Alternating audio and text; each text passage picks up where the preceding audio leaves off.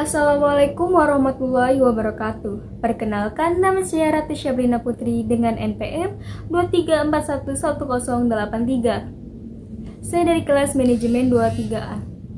Pada pertemuan kali ini, saya akan membahas materi tentang kekuatan permintaan dan penawaran pasar.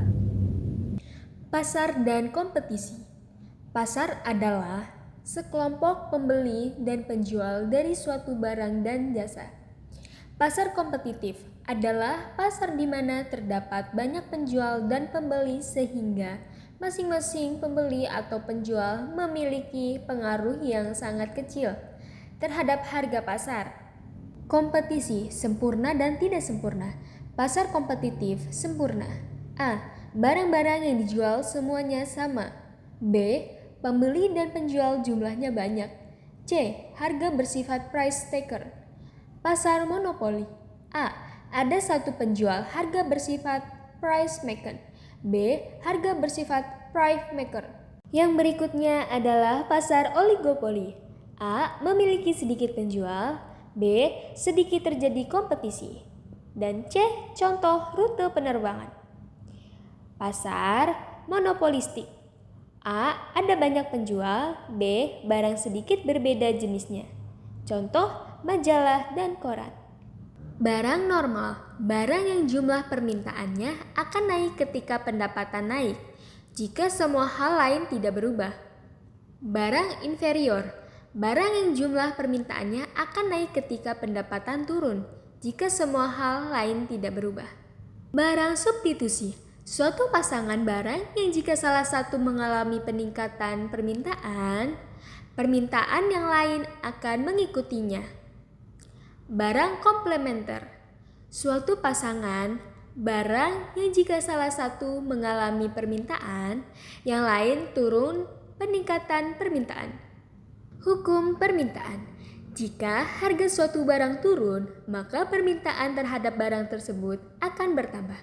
Sebaliknya, jika harga suatu barang naik, maka permintaan terhadap barang tersebut akan berkurang. Asumsi ceteris paribus. Skedul permintaan atau demand schedule merupakan tabulasi angka-angka yang menunjukkan jumlah barang atau jasa yang diminta pada berbagai tingkat harga. Fungsi permintaan merupakan keterkaitan secara matematis antara variabel yang dipengaruhi dan yang mempengaruhi. Bentuk fungsi permintaan yang sederhana adalah QDX sama dengan F dalam kurung PX, di mana QDX adalah jumlah barang X yang diminta, PX adalah harga barang X. Ceteris paribus atau hal-hal lain dianggap tetap, harga barang lain atau substitusi dan komplementer, pendapat masyarakat, selera konsumen, jumlah penduduk, ramalan di masa yang akan datang, promosi perusahaan. Faktor-faktor yang mempengaruhi pergeseran kurva permintaan. A. Harga barang-barang lain. B. Pendapat masyarakat. C. Selera masyarakat. D. Promosi perusahaan. E. Kondisi alam. F. Jumlah penduduk. Dan yang terakhir, prediksi masa depan. Pengecualian terhadap hukum permintaan. A. Kasus given untuk barang inferior. B. Kasus spekulasi. C. Kasus barang price tease. D. Kasus palsu.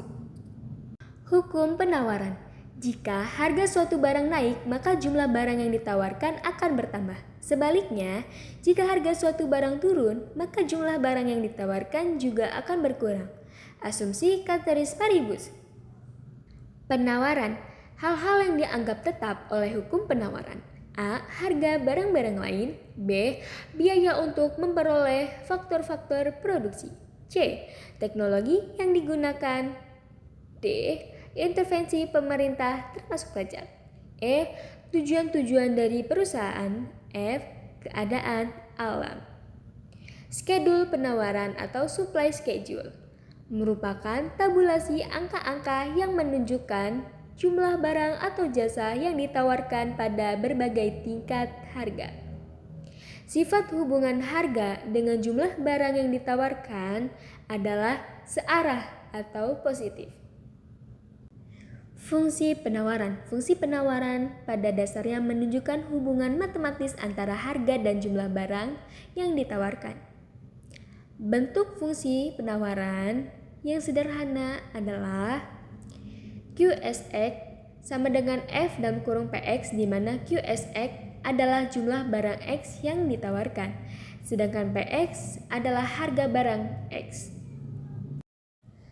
Ekuilibrium pasar terjadi apabila pada suatu tingkat harga tertentu jumlah barang yang diminta di pasar sama dengan jumlah barang yang ditawarkan.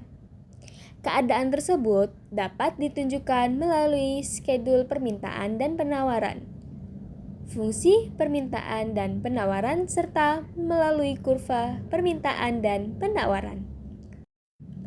Perubahan dalam ekuilibrium. 1. Jika permintaan meningkat. 2. Jika permintaan berkurang. 3. Jika penawaran bertambah. 4. Jika penawaran berkurang. Cukup sekian materi yang dapat saya sampaikan. Kurang lebihnya saya mohon maaf. Wabillahi taufiq wal hidayah. Wassalamualaikum warahmatullahi wabarakatuh.